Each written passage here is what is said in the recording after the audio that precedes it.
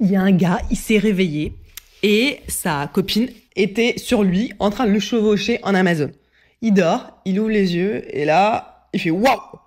Et la meuf, elle est sur lui parce qu'il était en train de dormir, donc sa banane était déjà dure. Et elle était comme ça, en train de se donner du plaisir sur lui-même. C'est du consentement ou c'est pas du consentement selon vous? Je pense que la plupart des gens, surtout si vous avez une banane et que vous regardez cette vidéo, vous allez me dire « Non mais Aurélie, le mec, il a dû être trop content. Moi, j'aimerais bien me réveiller et qu'il y ait une meuf en train de me faire l'amour sur moi. » Ok, on va faire un petit exercice. On va inverser la scène. C'est la meuf qui est en train de dormir et elle se réveille et le mec est en train de la pénétrer. Est-ce que c'est toujours la même chose? Est-ce que c'est toujours ok pour vous, vous pensez? Le consentement, il est toujours respecté. C'est quoi la différence entre les deux scènes? C'est le genre. Dans un cas, c'est un mec, et dans l'autre cas, c'est une meuf. Et pourquoi est-ce que la réponse du consentement, elle serait différente selon le genre? Ça, c'est quoi? En fait, c'est une croyance. Une croyance qui s'est greffée dans nos têtes et qui, quelque part, va biaiser nos notions de consentement. Et ça va être encore plus à l'œuvre quand on est en couple. Il y a plein de croyances, en fait. Tous les gens ont des croyances sur tout. Il y a des croyances sur le genre. Par exemple, un mec, il va pas dire non si je commence à le mettre dans ma bouche. En fait, c'est plein de petites idées reçues qu'on a en général sur le genre de la personne, en général sur son partenaire, en général sur notre couple, et qui font qu'on va faire des suppositions et qu'on va pas valider que l'autre personne, elle est vraiment d'accord pour ce qu'on va faire. Donc on peut, sans même s'en rendre compte, ne pas respecter le consentement. Et en fait, dans une relation, si on n'y pense pas, si on met pas de la conscience, c'est des choses qui peuvent arriver finalement assez fréquemment et que j'ai envie de vous éviter. Parce qu'en fait, ces petites ruptures de consentement qui peuvent exister, ça abîme. Ça abîme la relation et ça peut abîmer une personne. C'est comme une pomme. Imaginez une pomme. Pouf, elle tombe, elle a des petits coups. On a l'impression que ces petits coups, au début, ils sont anodins. Et puis finalement, quand on regarde notre pomme, il y a des taches noires qui commencent à apparaître. Et plus le temps passe, plus cette toute petite tache noire, ce tout petit impact, il va aller se diffuser à l'intérieur de la pomme. Et après, la pomme, elle peut même être totalement moisie. On peut plus la manger. Alors que l'impact du début, il était tout petit. C'est pareil avec cette petite rupture de consentement qui existe dans le couple et que je vais vous éviter là. Au-delà des suppositions et des croyances de genre dont on a parlé, il y a des croyances autour du couple. De dire, puisqu'on est en couple, j'ai le droit de, ou je peux faire ça. C'est pas parce qu'on relationne avec quelqu'un, ou même qu'on est en couple avec quelqu'un, qu'on a le droit de faire des choses particulières, notamment autour de la sphère. L'autre personne n'est pas un objet qui est là à la disposition de notre plaisir. C'est pas parce qu'on est ensemble que j'ai le droit de toucher les parties génitales de l'autre personne, sans lui demander. C'est pas pour ça que j'ai le droit d'exiger, par exemple, du oral.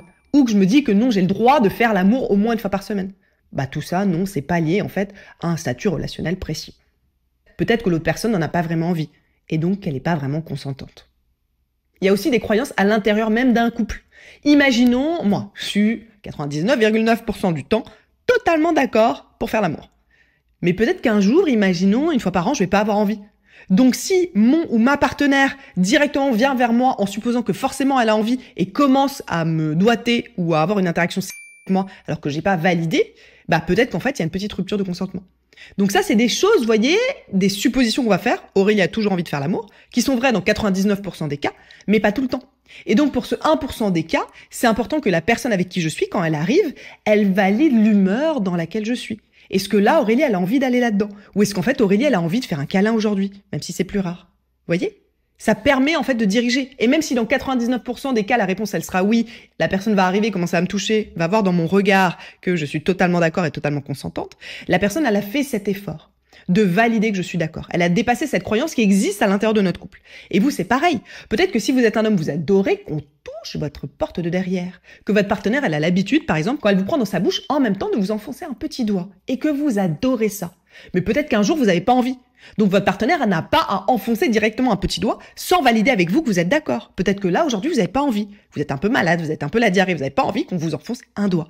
Donc même si la plupart du temps, c'est quelque chose qui est un peu un automatique, dès que vous êtes dans sa bouche, elle vous met un doigt, c'est important de revalider que c'est OK. Ah oui, attendez, stop, 2 secondes, venez là. J'oublie quelque chose. Pour aller encore plus loin dans le consentement, là, aller encore plus loin dans le plaisir, dans la qu'on partage en couple, qu'est-ce que vous pouvez faire pour m'aider? C'est de liker, de commenter cette vidéo et aussi de vous abonner et de la partager aux gens autour de vous. Parce que le consentement dans le couple, c'est quelque chose qui est ultra important pour faire avancer notre droit humain fondamental à partager du plaisir qui est si naturel. Merci beaucoup.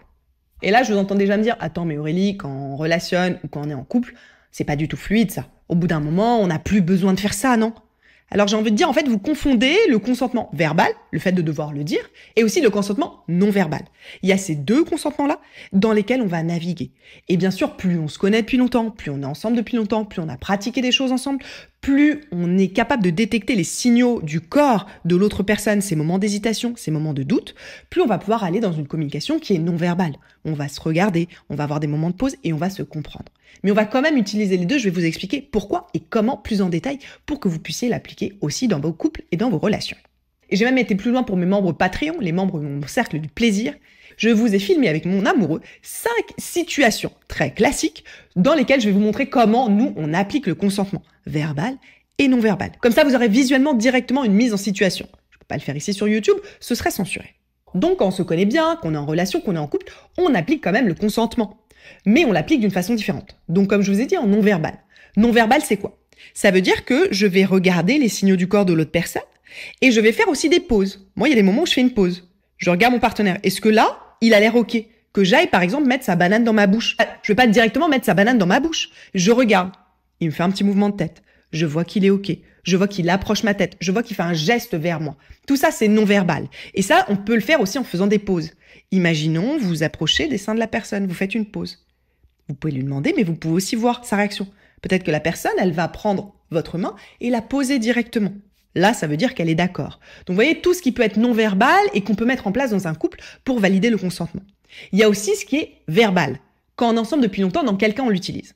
On l'utilise dans des cas qui sont spécifiques. Les cas, on va être dans des nouvelles types de pratiques. Imaginons, je vais commencer à explorer le plaisir de la porte de derrière et c'est quelque chose qu'on n'a presque jamais fait. Donc, je vais valider avec l'autre personne que c'est OK. Je vais pas directement aller toucher sa porte de derrière alors que je ne suis pas sûre que cette personne soit prête, que ce soit un homme ou une femme d'ailleurs. Donc, les nouvelles pratiques, on les valide verbalement. Est-ce que tu as envie de? Est-ce que c'est OK pour toi? Si. Vous voyez, des petites phrases, un petit peu comme ça. Et ça, on va le faire pour des pratiques qui sont dites nouvelles, même si elles sont assez peu engageantes, et pour les pratiques qui sont engageantes. On a besoin vraiment de verbaliser que l'autre personne est d'accord. C'est important pour moi aussi, pour être en relation ou en couple, dans un flot de consentement et de pouvoir appliquer le consentement d'une façon précise, mais qui soit simple, d'en discuter en amont. Notamment de la capacité de l'autre personne à faire quoi? À vous dire non et à vous rediriger. Si votre partenaire n'est pas en mesure de vous dire non, là ça je veux pas, ou alors de décaler votre main, de dire plutôt que tu me touches là les petites tiges, j'ai plus envie que tu ailles caresser mes fesses. Vous voyez, ça c'est une redirection. J'ai une proposition de toucher ma petite tige, je fais une redirection au niveau de mes fesses. Si votre partenaire n'est pas en mesure d'avoir ce consentement éclairé, eh bien vous allez avoir besoin de beaucoup plus verbaliser, vous vous en doutez. Et là, il y a quelque chose qui peut être à l'œuvre, c'est quoi? C'est ce qu'on appelle un biais de consentement. Un biais, c'est quand il y a des éléments extérieurs qui vont influencer la capacité d'une personne à vraiment exprimer son consentement. Donc, à dire oui, un vrai oui, et à dire non. C'est lié à quoi? Il y a plein de types de biais qui existent. Il y a notamment des biais de pouvoir. Un biais de pouvoir, ça peut être lié à l'âge. Moi, par exemple, j'ai relationné à un moment avec une personne avec qui j'avais un biais de pouvoir. Cette personne était beaucoup plus jeune que moi. Cette personne, c'était mon apprenti. Et donc, j'avais un biais de pouvoir sur cette personne. Cette personne était toujours OK de faire tout ce que je voulais. Mais quelque part, je devais faire très attention. Est-ce que cette personne était à chaque fois en mesure d'exprimer réellement son consentement? Il y avait un biais de pouvoir. Donc, j'étais obligée de poser un cadre très précis, d'être très attentive pour savoir que je dominais cette personne et qu'elle allait pouvoir me dire oui, alors qu'en fait, peut-être dans sa tête, c'était pas un vrai oui. Vous voyez? Ça, c'est un biais de pouvoir. Il y a des biais de pouvoir aussi qui peuvent être liés à l'argent dans un couple. S'il y a une personne, par exemple, qui travaille pas, eh bien, peut-être que cette personne va se sentir obligée de dire oui à des interactions ou à certains types de pratiques, alors que cette personne n'en a pas vraiment envie. Donc, dans ce genre de cas, c'est important vraiment de faire attention. Il peut y avoir d'autres biais aussi. Des biais de groupe. Si jamais vous êtes dans une interaction de groupe, il peut y avoir un biais. Si tout le monde fait la même chose, alors je peux avoir un biais qui m'incite à faire pareil. Imaginons, dans une pièce, tout le monde est habillé. Bon, c'est normal d'être habillé. Si moi je suis nue, je suis la personne qui est un peu en dehors du cadre. Mais imaginons, c'est l'inverse. Vous arrivez sur une plage naturiste et tout le monde est nu. Si vous êtes habillé, vous allez vous sentir bizarre. Et il y a une partie de vous qui va avoir envie de se déshabiller pour être comme tout le monde, pour ne pas être en décalage. Et ça crée un biais. De pouvoir se dire, même quand on est dans une interaction de groupe, moi, je reste centrée sur moi-même. Je suis à l'écoute de mon corps, de mon besoin. Qu'est-ce qui est juste pour moi? Et ça, c'est pareil en couple. Imaginez, l'autre personne est super excitée. Et moi, j'ai peut-être envie de lui faire plaisir, mais moi, au fond, j'ai pas envie de faire l'amour. Comment je peux rester connectée à moi-même et pouvoir exprimer à cette personne que non, moi, à ce moment-là, j'en ai pas vraiment envie. Mais par contre, je suis très d'accord de faire un câlin. Tout ça, c'est du consentement. Donc en couple, il y a deux choses qui peuvent entraîner un biais et sur lesquelles on va être particulièrement attentif. Il y a ce que j'appelle les biais structurels. Dans la structure de votre couple, il existe un biais. Un biais de domination, un biais de pouvoir, un biais émotionnel. Peut-être qu'une personne a peur d'être quittée et que donc pourrait accepter des choses auxquelles cette personne n'est pas prête. Notamment, si tu ne veux pas faire un plan à 3 avec moi, je te quitte. Ça, c'est du chantage émotionnel. C'est pas du tout un cadre qui permet d'exprimer un réel consentement sur des pratiques. Et il y a aussi dans un couple des biais qui sont temporaires, de situation. Imaginons, là, on est dans une interaction de groupe. Donc le consentement va être différent.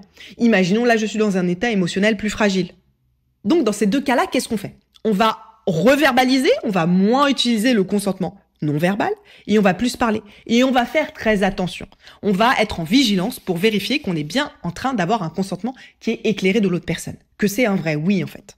Et là, les étapes, c'est simple. Si on est en non-verbal et qu'on a un doute, on verbalise. Je te sens un peu tendu. Est-ce que c'est OK pour toi? Ou peut-être que tu préfères autre chose? Et si on a un doute en verbal, la personne fait « Oui, non, je pense que c'est OK pour moi ». Eh ben, s'il y a un doute, il n'y a pas de doute. Donc de non-verbal, on passe à verbal. Et si de verbal, il y a encore un doute, eh ben juste, on fait pas. Et on fait une autre interaction où on est sûr que l'autre personne est d'accord. Et il y a une autre astuce qui est incroyable et ultra important pour le consentement en relation. Mais d'ailleurs, en général, c'est quoi? C'est de dire « Merci pour ton nom ».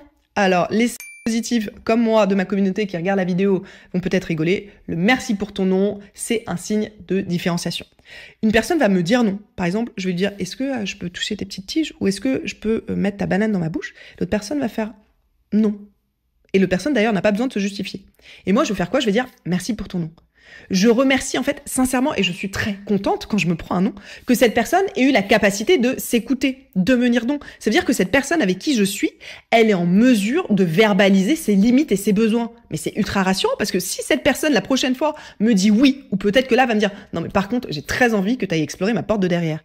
Eh ben je sais que ce oui là, c'est un vrai oui. C'est un vrai oui qui est franc. Un vrai oui qui va me permettre quoi? Qui va me permettre d'être en sécurité, d'aller explorer. Quand j'ai envie d'avoir une d'exploration, d'aller plus loin ensemble, là, dans ma relation à deux. J'ai besoin que l'autre personne puisse dire non. Parce que sinon, je serais jamais sûre que cette personne, elle puisse vraiment aller explorer. Et on va l'explorer ensemble de plus en plus loin. Donc, le merci pour ton nom et vraiment ressentir à l'intérieur de soi de la gratitude qu'une personne nous ait dit non, c'est ultra important pour avancer. Donc, intégrer ça dans le couple, vraiment, c'est un outil incroyable. Merci pour ton nom. Merci, en fait, de me faire confiance. Merci, en fait, d'être dans capacité de t'écouter. Et là, vous demandez peut-être encore comment on fait vraiment pour que ce soit fluide là. J'ai envie de le faire, ok, tu m'as convaincu Aurélie, j'ai envie de le faire dans ma relation, j'ai envie de le faire dans mon couple, mais comment je fais pour que ce soit pas un truc qui plombe, un truc qui ralentisse et qu'en fait, qui va casser notre jeu. Alors quand on est dans le verbal, c'est là où on peut se poser le plus de questions, c'est d'y introduire du jeu. Du jeu. En fait, le consentement, il y a une petite phrase qui dit consent, en anglais, consent is sexy, le consentement c'est sexy, c'est vrai. Le consentement, ça peut être un truc ultra héros. Dans le consentement verbal, on peut mettre du jeu. La voix que je vais utiliser, déjà. Avec quel ton vous allez demander la chose que vous avez très envie de faire à l'autre personne? Je vous assure, ça peut être quelque chose d'ultra excitant. Moi, quand mon amoureux ou une partenaire me glisse à l'oreille, « Aurélie, j'ai très très envie de te faire ça, là.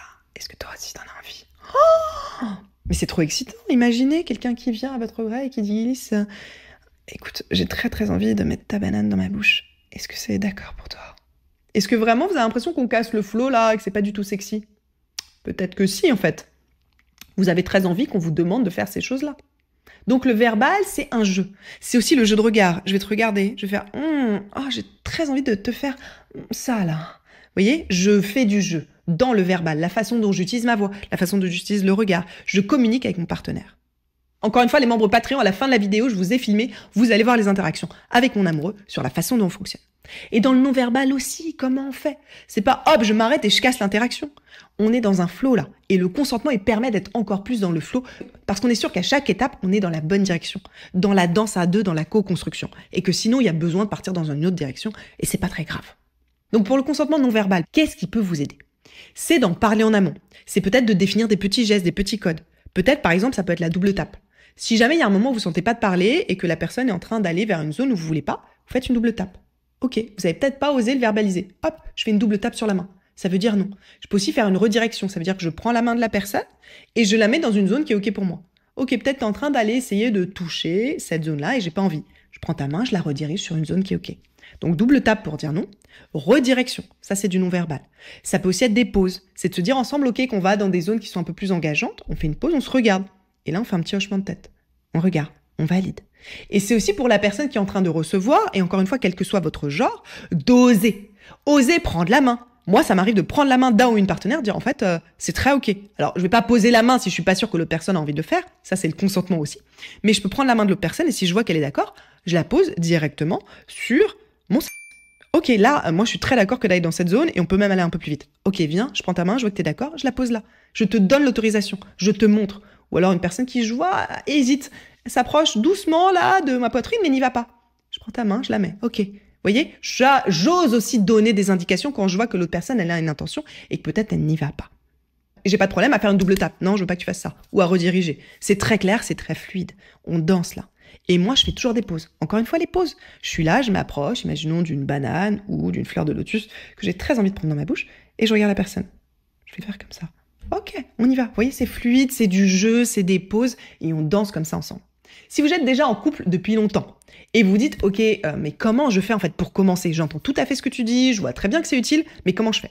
Eh bien, on va commencer par en parler. On peut en parler en partageant cette vidéo à son ou sa partenaire. Tiens, regarde, j'ai vu ça sur le consentement et j'ai envie d'être sûr qu'on soit sur la même longueur d'onde.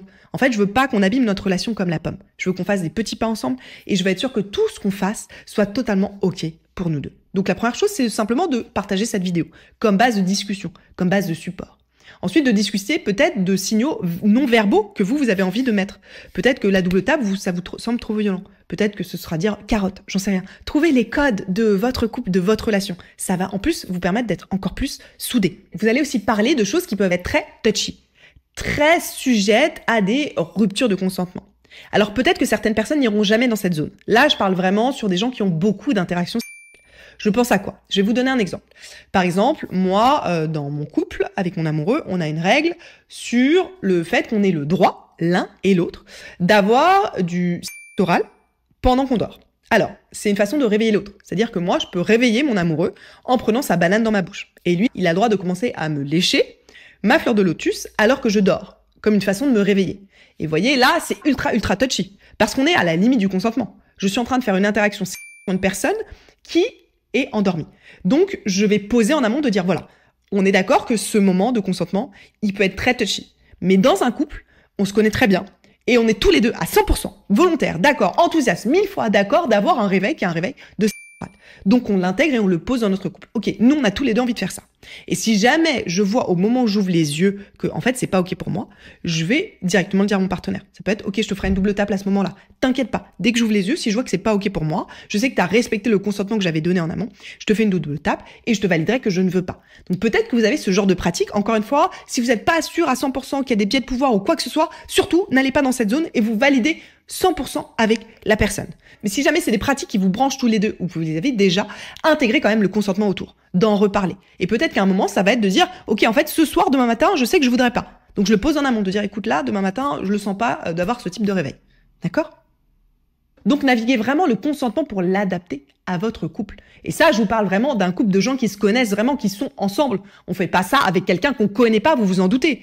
Moins on connaît la personne, plus on est dans du verbal, dans du clair, là. Là, si on se connaît vraiment très bien, on peut aller explorer ce genre d'espace. Et encore, il y a des gens vraiment qui ne le feront jamais et je pense que c'est mieux. C'est dans des cas très spécifiques de gens qui vont dans de l'exploration très poussée. La plupart des couples n'auront jamais besoin d'aller dans ce cadre-là. Restez sur du verbal, restez sur du non-verbal, restez dans des zones qui sont sécures.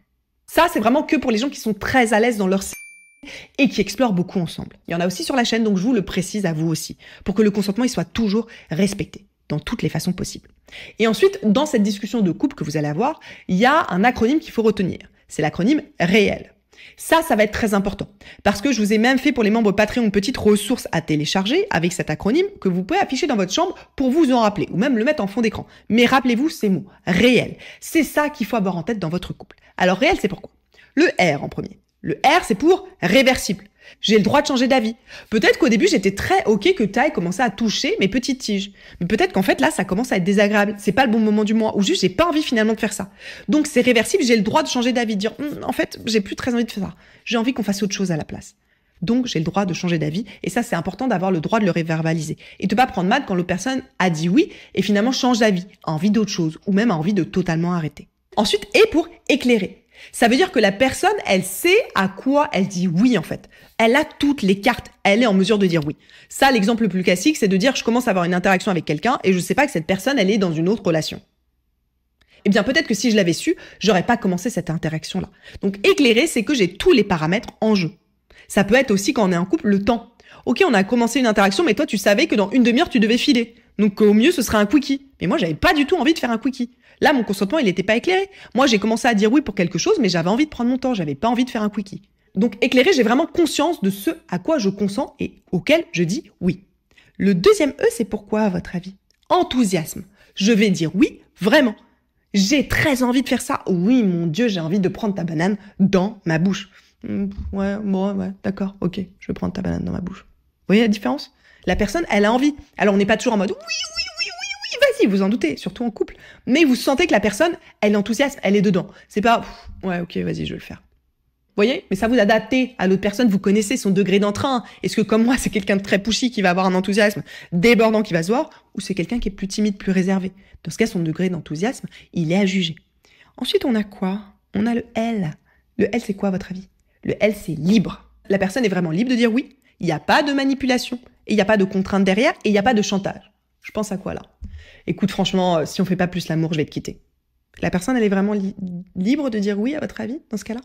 Non, il y a un chantage. Ou alors, oh, s'il te plaît, je t'en prie, ça fait 10 jours qu'on n'a pas mis ma banane dans ta bouche, s'il te plaît, mets ma banane dans ta bouche, j'en ai marre, je suis trop frustrée, je sais pas ce que je vais faire sinon. Est-ce que la personne est en mesure de vraiment dire oui? Il n'y a pas un petit peu de chantage ou de manipulation là-dedans?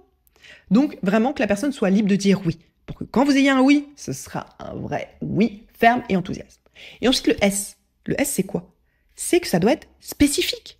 Si j'ai dit oui à ce qu'on lèche, par exemple, ma fleur de lotus, je n'ai pas dit oui à ce qu'on lèche la porte de derrière. C'est pas du tout la même zone, c'est pas du tout la même implication. Donc je dis oui pour quelque chose de précis.